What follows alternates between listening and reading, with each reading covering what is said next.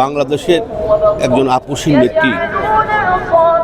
তিনি আমাদের দলেরই নেত্রী নয়, তিনি এখন বাংলাদেশের জনগণের নেত্রী। আজকে তাকে, তিনি আমাদের মায়ের মতো, সেই মায়ের মতো।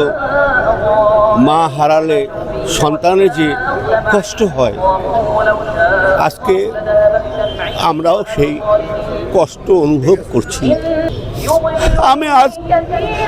আমি বলেছিলাম, ম্যাডাম আমি কোনো পোস্ট চাই না ম্যাডাম। না, তুমি চিন্তা করো না বাবুল। আজকে আমি বলবো, আমার হৃদয় চারকার হয়ে যাচ্ছে। আমার জীবনে আমি রাজনীতিতে এরকম কষ্ট পাইনি।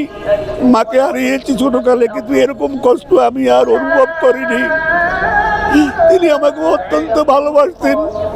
আজকে বিরাট কিছু হারিয়ে ফেলেছি। যে হারিয়ে ফেলেছি এটা কোনোদিন পূরণীয় নয়। আজকে যে নেত্রী আজকে গণতন্ত্রের জন্য বিনা চিকিৎসায় জেলখানায়, তিনি বিনা চিকিৎসায় আজকে মারা গিয়েছেন। বিনা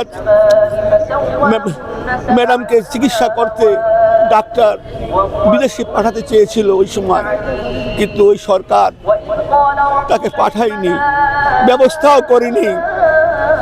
আজকে সেই ওই যে সে আক্রান্ত হয়েছে।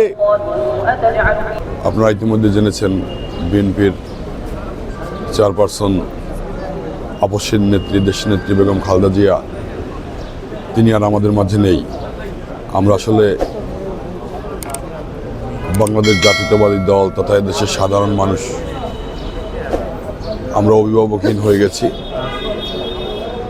আমরা আসলে কিভাবে এই শোক সইব সেটা বুঝতে পারতেছি না। আমাদের আগামী রাজনীতির যে কর্ণধার তারেক রহমান, তিনি এখন আমাদের আশার বাতিঘর। তারপরও দেখা যাবে যে দেশনেত্রী বেগম খালেদা জিয়ার এই যে ক্ষতি, তাকে হারানোর যে ক্ষতি, এটা আসলে দল কতদিনে পুষিয়ে নেবে সেটা এখন চিন্তার বিষয়।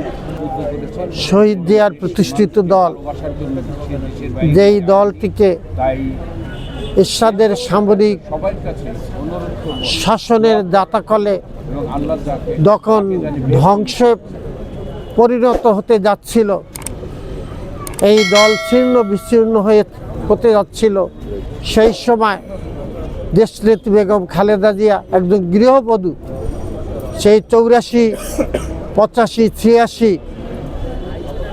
ঢাকা সহ সমস্ত বাংলাদেশের গ্রামগঞ্জে সে আন্দোলন করে সে আমাদেরকে সুসংগঠিত করেছিল।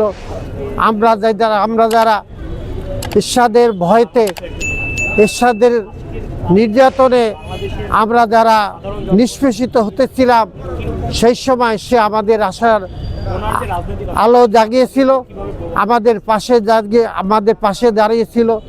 সে হচ্ছে দেশনেত্রী বেগম খালেদা জিয়া।